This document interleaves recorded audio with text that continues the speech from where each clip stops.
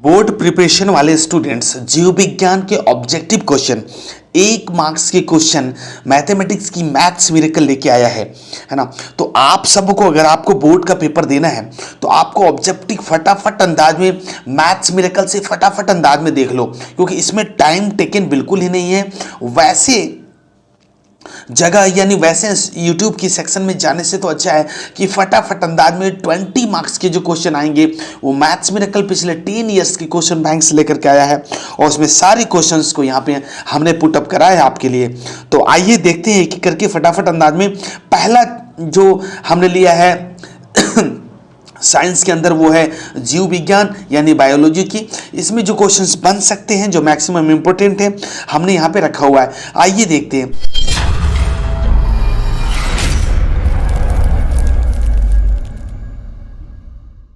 कहता है निम्न के नाम बताइए, है ना, यानी संक्षेप में उत्तर देना है। ऑब्जेक्टिव क्वेश्चन है, 1 मार्क्स या 2 मार्क्स के क्वेश्चन हैं।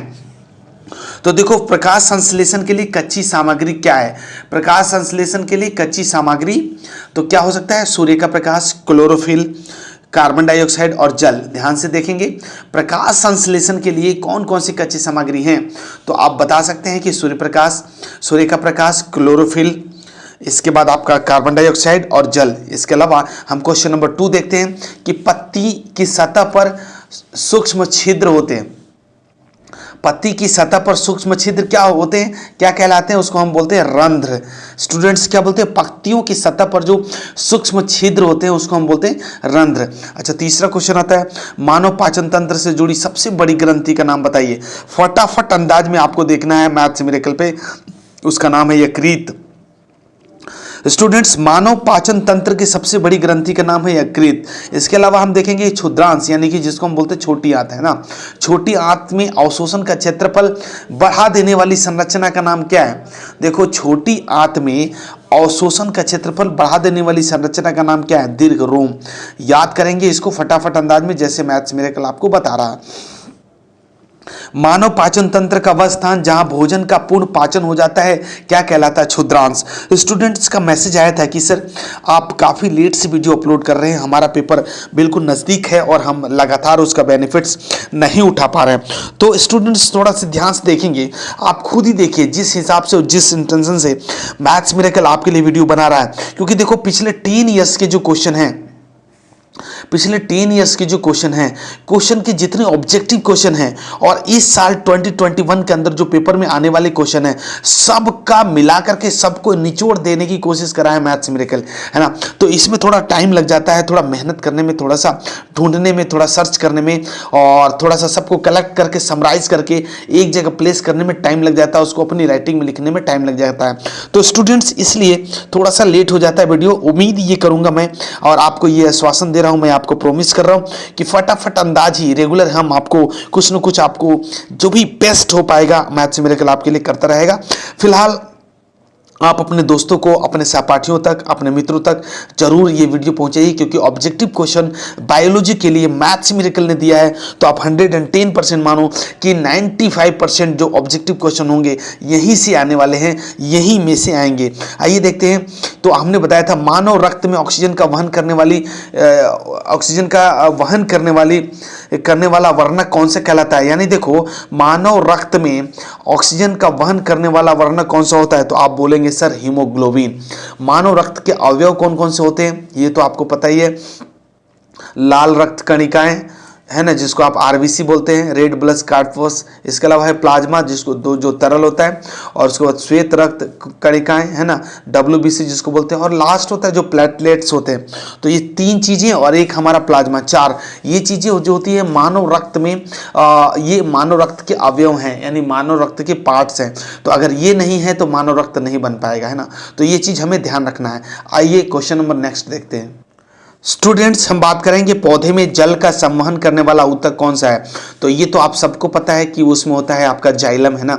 पौधे में भोजन का संवहन करने वाला ऊतक कौन सा होता है? तो ये भी क्या, जाइलम और फ्लोएम आपको पता है, एक तरफ भोजन लेके जाता है, दूसरा तरफ जल का संवहन करता है। तो देख लीजिएगा जाइलम और फ्लोएम, है ना। नेक्स्ट हम देखते हैं ब्रिक की संरचना व क्रियात्मक इकाई क्या होता है, तो ब्रिकाणु। ध्यान से देखेंगे क्योंकि ऐसे क्वेश्चन ही हमेशा छूट जाते हैं पेपर में।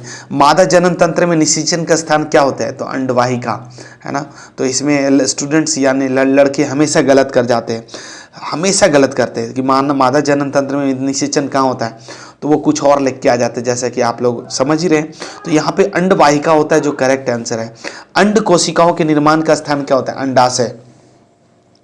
स्टूडेंट्स एक एक ऑब्जेक्टिव क्वेश्चन को ध्यान से देखेंगे क्योंकि यही क्वेश्चन है जो कि आपके फाइनल पेपर में आने के लिए तैयार हैं। भ्रूण विकास का स्थान क्या होता है, गर्भाशय। कहाँ पे छोटा बच्चा पलता है, तो वो कौन सा जगह होता है, गर्भाशय। अंडाशय द्वारा उत्पन्न मादा जनन हार्मोन को क्या बोलते हैं, एस्ट्रोजन, है ना, एस्ट्रोसन। देख लो एस्ट्रोजन। तो ये ध्यान से देखेंगे। नर जनन तंत्र में शुक्राणु निर्माण का स्थान कहाँ होता है, ब्रीसन में। कहाँ होता है स्टूडेंट्स, ब्रीसन में, है ना। थोड़ा सा तिरछा हो रहा था। नर जनन तंत्र का हार्मोन कौन सा होता है ना, नर जनन तंत्र का हार्मोन क्या होता है, तो टेस्टोस्टेरोन। आपको याद है ना, टेस्टोस्टेरोन। अच्छा जी, इसके अलावा जो है लैंगिक संरचना द्वारा होने वाले रोग कौन कौन से होते हैं। देखो लैंगिक संरचना यानी कि गलत गतिविधियों के द्वारा तो कौन कौन से होते हैं, वो होता है HIV, जिसको हम एड्स बोलते हैं, HIV एड्स, है ना। कभी कभी ना HIV एड्स का फुल फॉर्म पूछ लेता है, तो आप फुल फॉर्म देखते रहिएगा। दूसरा है हमारा लैंगिक संचरण द्वारा होने वाला रोग, जिसमें ग्लेनेरिया यानी गोनेरिया भी बोलते हैं इसको। और तीसरा है सिफिलिस। एक्चुअली ये क्या है, जब हम आपका लाइव क्लासेस ले रहे थे तो आपको हम खूब बढ़िया से बताए हुए हैं, आप वहाँ से देख सकते हैं। और इसके अलावा इनके फुल फॉर्म्स जरूर देखिएगा। फिलहाल चूंकि ऑब्जेक्टिव क्वेश्चन मैथ्स मिरेकल आपको बता रहा है साइंस सेगमेंट के लिए, तो आपको इस तरह के क्वेश्चन को ध्यान में रखना चाहिए। हम बोलेंगे HIV एड्स की फुल फॉर्म क्या है। देखो हमने नेक्स्ट क्वेश्चन ले ही लिया, HIV एड्स का फुल फॉर्म क्या होता है, तो हम लिख सकते हैं HIV का होता है human immuno deficiency syndrome. Students यहाँ पे मैं लिखना भूल गया था, तो डेफिशिएंसी सिंड्रोम यानी वायरस आप बोल सकते हैं ना, human immuno deficiency virus, immuno virus. और दूसरा एड्स का होता है एक्वायर्ड इम्यूनो डेफिशिएंसी सिंड्रोम। तो ये दोनों का दोनों जो है डेफिनेशन आप जरूर ध्यान रखेंगे, क्योंकि कभी बहुत मैक्सिमम टाइम हमने ये नोटिस करा है कि इन्होंने ये पूछा। आप जब पेपर निकालेंगे तो 2012 और 2014 के अंदर ये पूछा हुआ, उसके अलावा 2018 में भी यही वाला क्वेश्चन पूछा हुआ है। और एक और था जिसमें आपका प्री बोर्ड जो होते हैं, प्री बोर्ड के अंदर ये 3-4 बार पूछा हुआ है। तो ये चीज़ें आप ध्यान से रखेंगे। स्टूडेंट्स हम बात करेंगे कि मटर के लंबे पौधे यानी कैपिटल T और कैपिटल T और छोटे पौधे स्मॉल t और स्मॉल t में संकरण कराने पर क्या प्राप्त होता है ना। तो देखिए ध्यान से देखिएगा कि F1 संतति में फिनोटाइप व जीनोटाइप का निर्माण होता है ना। फिनोटाइप क्या होता है, F1 फर्स्ट जनरेशन फिनोटाइप, जिसमें सभी पौधे होंगे जो लंबे होंगे, ध्यान से देखिएगा। और जीनोटाइप वाले पौधे में क्या होता है, जो जीनोटाइप होता है उसमें भी क्या होते हैं, सभी लंबे पौधे ही होते हैं। तो यहाँ पे अगर हम बात करेंगे आपको कि मटर के लंबे पौधे TT और छोटे पौधे स्मॉल t में संकरण कराने में क्या होता है, F1 संतति का फिनोटाइप व जीनोटाइप निकलेगा। फिनोटाइप क्या होगा, सभी लंबे पौधे, जीनोटाइप भी लंबे पौधे होगा, क्योंकि स्मॉल t और कैपिटल T ये रिसेसिव हो गया, ये डेमोन्स्ट्रेबल हुआ। तो इसकी वजह से जो होता है कि ये कैपिटल T की वजह से ये सभी लंबे पौधे ही होंगे। अच्छा, F1 संतति को आपस में संकरण कराने पर प्राप्त F2 संतति का फिनोटाइप और जीनोटाइप कैसे होगा, तो आप देखेंगे कि फिनोटाइप जो होगा 3, जिसमें 3:1 का बनेगा, जिसमें 3 बार जो है लंबे पौधे बनेंगे और 1 बार बौना पौधा बनेगा। और जीनोटाइप में क्या होगा, 1:2:3 हो जाएगा। आप ये देख सकते हैं स्मॉल t 1 बार जो कि लंबे पौधा बनेगा, और T और T स्मॉल t और कैपिटल T ये मिला करके आपका 2 बार, और छोटा t यानी कि ये बौने पौधे मिल जाएंगे ना। तो जब हमने आपको मटर के पौधे लेकर के ये सॉल्यूशन कराया था, तो आपको बहुत ही बढ़िया से, आपको जब लाइव क्लासेस चल रहे थे, फिजिकल क्लासेस जब हो रहे थे, ऑफलाइन क्लासेस जब हो रहे थे, तो आपको सब कुछ चीज़ें हमने याद करा दिया था। तो वहाँ से आप जरूर इसको एक बार नोटिस कर लेंगे। यहाँ तो ऑब्जेक्टिव क्वेश्चन है, तो सीधे आपको ये पॉइंट याद रखने पड़ेंगे। द्विसंकरण क्रॉस से प्राप्त F2 संतति का निर्माण क्या होता है, तो 9:3:3:1 होता है ना, 9:3:3:1, ये ध्यान रखेंगे, 9:3:3:1। वो आप देखेंगे कैसे कैसे होता है। इसका फुल फॉर्म आपके किताब में बहुत ही अच्छी तरीके से बताया हुआ है, और जब हम आपको बता रहे थे तो आपको भी ये सब कुछ बताया हुआ था, एक एक चीज़ें आपको हम बता के रख दिए थे। फुल फॉर्म बताना है पूरा नाम। CFC का फुल फॉर्म क्या होता है? क्लोरोफ्लोरोकार्बन। और UNEP का क्या होता है? संयुक्त राष्ट्र पर्यावरण कार्यक्रम 1987। ये ध्यान से रखेंगे क्योंकि ये कभी कभी ये भी पूछ सकता है ना। इसके बाद हम बात करेंगे आहार श्रृंखला में अगले पोषी स्तर पर कितने प्रतिशत ऊर्जा का स्थानांतरण होता है? तो हमेशा से याद रखिए कि 10%, 10% से ज़्यादा होता ही नहीं है। और द लास्ट क्वेश्चन यहाँ से हम ये ले लेंगे कि आहार श्रृंखला में हानिकारक रसायनों की मात्रा में एक पोषी स्तर से दूसरे पोषी स्तर पर जाने पर वृद्धि होने पर क्या हो जाता है? तो आप इसको देखिएगा स्टूडेंट्स। यहाँ पे एक क्वेश्चन बताना बहुत जरूरी है कि सभी धमनियाँ ऑक्सीजन वाले रक्त को हृदय से अन्य अंगों तक ले जाती है। वो कौन सी धमनी है जो इसके विपरीत बिना ऑक्सीजन वाले रक्त को लेके जाती है और कहाँ लेके जाती है? क्वेश्चन थोड़ा बड़ा है लेकिन बड़ा मजेदार है। ये फुफ्फुस धमनी, इसको याद रखिएगा। फुफ्फुस धमनी है ना, फुफ्फुस धमनी कभी कभी आप लोग पढ़ते हैं। एक्चुअली ये फुफ्फुस धमनी होती है। वो कहाँ से कहाँ तक लेके जाता है? तो हृदय से फेफड़ों तक लेके जाता है। कौन सा? बिना O2 वाला खून जो होता है, बिना O2 वाला खून, है ना। तो ध्यान रखेंगे कि सभी धमनियां ऑक्सीजन वाले रक्त को हृदय से अन्य जगह तक लेके जाती है, ये तो सबको पता है। लेकिन वो कौन सी धमनी है जो इसके विपरीत लेके? तो फुफ्फुस धमनी।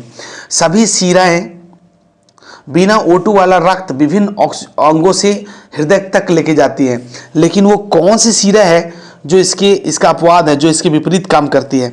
तो स्टूडेंट्स वो है फुफ्फुस शिरा। तो देखो फुफ्फुस ध्वनि और फुफ्फुस शिरा दोनों सेम है। वहाँ हृदय से फेफड़े तक लेके जा रही थी, यहाँ फेफड़ों से हृदय तक लेके जाएगी। वो बिना ऑक्सीजन का लेके जा रही थी, ये ऑक्सीजन को लेके जाएगी साथ में, है ना। आप थोड़ा सा और फटाफट अंदाज में देख लेते हैं कि निम्न की कार्य बताइए। एंजाइम पेप्सिन क्या काम करता है? तो प्रोटीन का पाचन करता है। ये कहाँ करेगा स्टूडेंट्स? आमाशय में करेगा। हाइड्रोक्लोरिक अम्ल जो है इसका क्या काम है? एंजाइम्स पेप्सिन के लिए अम्लीय माध्यम बनाता है और जीवाणुओं को मारने का काम करता है। इसके अलावा हम तीसरा बात करेंगे श्लेष्मा क्या होता है? आमाशय की अम्ल की रक्षा करता है। आमाशय की अम्ल से रक्षा करता है ना। इसके बाद पित्तरस का क्या काम है? वसा का पाचन, यानी इम्लीसीकरण हम बोल सकते हैं इसको। तो वसा का पाचन करता है। इसके अलावा हम बात करेंगे दीर्घ रोम अवशोषण के लिए क्षेत्रफल बढ़ाना होता है, छोटी आंत का काम है इसका। और विभाजिका आप देख रहे हैं, विभाजिका हृदय से ऑक्सीकृत, हृदय में ऑक्सीकृत व अनऑक्सीकृत रक्त को अलग अलग रखता है, विभाजिका का काम है। और वाल्व का क्या काम है? वाल्व का काम है हृदय में रक्त को उल्टी दिशा में बहने से रोकना, है ना। तो जब आपको वो फोटो देखे होंगे जिसमें हम फोटो डिस्क्रिप्शन कर रहे थे, तो उसमें हम आपको क्लियरली बताए थे कि ये चीज़ें जैसे मुंह बल्ब जो होती है वो पकड़ती है, इस तरह से जब बल्ब करती है तो वहाँ पे उल्टी सिरे में बढ़ने से रोक देती है ना। तो ये चीज़ ध्यान रखेंगे। इसके अलावा शुक्राशय क्या होता है? शुक्राशय शुक्राणुओं का गति आसान बनाता है। और प्रोटेस्ट ग्रंथि क्या होती है? ये क्या होती है? शुक्राणुओं का पोषण करता है प्रोटेस्ट ग्रंथि।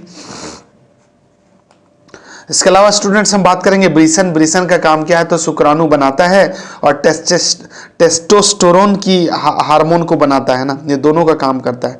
इसके अलावा हम बात करेंगे अंडा से अंडाणु बनाता है, एस्ट्रोजन हार्मोन को बनाता है। ओजोन परत क्या होता है भैया? ओजोन परत क्या करता है? सूर्य से आने वाली हानिकारक पराबैंगनी किरणों को रोकता है। वह त्वचा संबंधी रोगों से रक्षा करता है। तो यहाँ से ये देख लीजिए कि आप समझ लेंगे। और उपस्थित वलय का क्या काम है? श्वास नली को सिकुड़ने से बचाता है ना। तो ये चीजें ध्यान में रखेंगे आप। तो बायोलॉजी का यानी कि जीव विज्ञान का जो ऑब्जेक्टिव क्वेश्चन है, जो 1 मार्क्स के लिए आ रहे हैं, तो इतना क्वेश्चन तो आप जरूर करके जाएंगे, क्योंकि ये ज़्यादातर क्वेश्चन नहीं है, ये बहुत ही कम क्वेश्चन है। और लेकिन हमने वही क्वेश्चन लिया है जो अभी तक आए हुए हैं ना। हम आगे वाले दिनों में नेक्स्ट जब वीडियो आएगी तो हमारे 2 मार्क्स वाले क्वेश्चन आएंगे, जिसमें हम कारण बताओ वाला क्वेश्चन हम देखेंगे। नेक्स्ट वीडियो हम इसको अपलोड कर देंगे, इसको अभी हम बनाएंगे और उसके बाद हम अपलोड कर देंगे। तो आप जो है हमेशा मैथ्स मिरेकल की अवेटेड वीडियोस पे ज़रूर नज़र बना के रखेंगे कि कब कौन सी वीडियो आ जाए, क्योंकि यही सारी वीडियो जो होती है आपको बोर्ड में और बोर्ड की प्रिपरेशन को करने में, स्ट्रॉन्गनेस देने में आपको मदद करेंगे। तो 2 नंबर के क्वेश्चन अभी हम नेक्स्ट वीडियो में अपलोड करेंगे। इस वीडियो के अंदर इतना ही। मिलते हैं किसी अगले वीडियो में, तब तक के लिए जय हिंद।